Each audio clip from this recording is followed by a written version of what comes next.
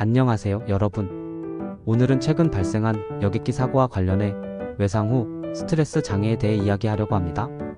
사고의 생존자들과 유가족뿐만 아니라 이를 목격하거나 사고 영상을 접한 분들에게도 PTSD는 심각한 영향을 미칠 수 있습니다. 이 장애를 예방하고 극복하기 위해서는 정확한 이해와 실천이 필요합니다. 1. 외상 후 스트레스 장애란? 외상 후 스트레스 장애, 흔히 PTSD라고 불리는 이 질환은 심각한 사건을 경험한 뒤 공포감과 재경험으로 인해 일상생활이 어려워지는 심리적 상태를 말합니다. 전쟁, 고문, 자연재해, 대형 사고 등 우리가 일상에서 흔히 겪지 않는 극단적인 상황이 주요 원인이 됩니다. 특히 이번 여객기 사고처럼 목숨의 위협을 직접 경험하거나 사고 현장을 목격한 경우 PTSD 발생 확률이 높아집니다. 사고 영상과 사진이 SNS를 통해 빠르게 확산되며 이를 반복적으로 접하는 것만으로도 간접적인 외상이 될 수 있습니다.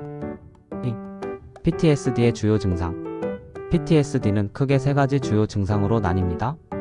외상의 재경험. 사고 당시 상황이 꿈이나 플래시백으로 반복됩니다. 사고와 관련된 장소나 대상을 보면 심리적 고통을 느끼게 됩니다. 회피와 무감각. 사고를 떠올리게 하는 장소, 사람, 상황을 피하려고 합니다. 감정적으로 무감각해지며 주변과 단절감을 느낍니다. 과각성과 불안. 작은 자극에도 쉽게 놀라고 짜증이 늘어나며 수면 장애를 겪습니다. 집중력이 저하되고 지속적인 불안 상태에 빠집니다.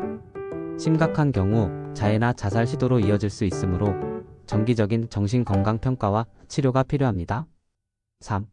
PTSD 예방을 위한 실천 방법. PTSD를 예방하고 극복하기 위해 실천할 수 있는 몇 가지 방법을 소개합니다. 1. 정서적 지지 환경 만들기. 가족, 친구, 동료와의 소통을 통해 감정을 나누는 것이 중요합니다. 일상생활을 최대한 유지하며 평소처럼 행동하려는 노력이 필요합니다. 이 뉴스와 자극적인 콘텐츠 제한. 사고 관련 뉴스를 지속적으로 시청하는 것은 심리적 부담을 가중시킵니다. 끔찍한 장면이나 사고 영상을 피함으로써 2차 외상을 예방하세요. 3. 감정을 받아들이기. 분노, 슬픔, 불안 같은 감정은 자연스러운 반응입니다. 이러한 감정을 억누르기보다는 수용하고 스스로 극복할 수 있다는 믿음을 가지세요. 4. 신체적 건강 유지하기.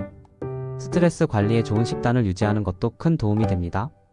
비타민 B과 비육이 풍부한 음식살, 바나나, 귀리 등은 스트레스를 완화하는 데 효과적입니다.